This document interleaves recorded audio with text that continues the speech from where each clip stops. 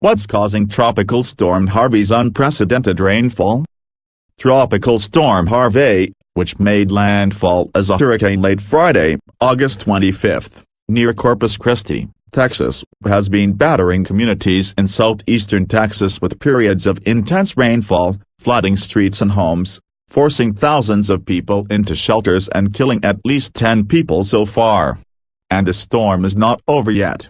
With more heavy rain expected to drench the region in the coming days, the National Weather Service tweeted yesterday, August 27, "This event is unprecedented and all impacts are unknown and beyond anything experienced." So what is causing this degree of never-before-seen rainfall? In photos, Hurricane Harvey takes aim at Texas. The answer has to do with the length of time that Harvey has been nearly stationary over southeastern Texas. Tropical cyclones, either tropical storms or hurricanes, tend to carry a lot of moisture with them and are often associated with pretty intense rain. Matthew Kalsh, a hydrometeorologist at the University Corporation of Atmospheric Research in Boulder, Colorado, told Live Science. But what makes this situation even more impressive is that the tropical storm itself, what used to be Hurricane Harvey, has pretty much stalled. For several days, it's pretty much meandering around the same place, so the same location keeps getting the intense rain.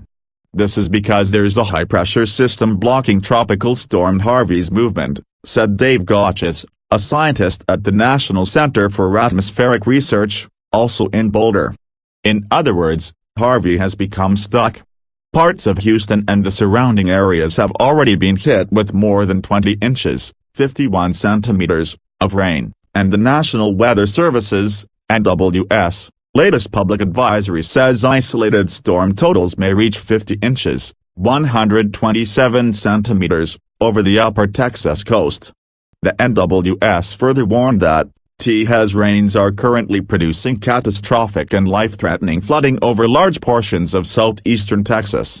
Storms like Harvey can be likened to corks in a flow, according to James Dunn, an atmospheric scientist at the National Center for Atmospheric Research.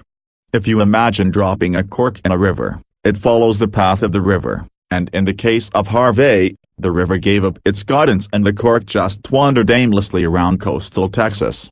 So it was guided toward Texas by the larger-scale flow and then basically, the flow just collapsed and left Harvey to meander on its own in the coastal region, Dunn told Live Science. Its coastal location, too, has stoked the storm. Tropical Storm Harvey is continuing to be fed by moisture coming off the ocean, which may even strengthen it further, Kalsh said. But Harvey might get moving when the high-pressure system blocking the tropical storm lets up.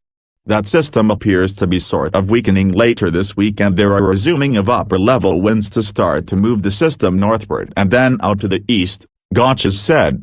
This is supposed to happen over the next couple days and so we're starting to see some initial movement of that this morning, but it's still very slow and so the rains remain over this heavily impacted area. Southeastern Texas will likely experience another 8 to 15 inches, 20 to 38 centimeters, of rain through Wednesday, August 30, Jeff Weber, a meteorologist for the University Corporation of Atmospheric Research, told Live Science.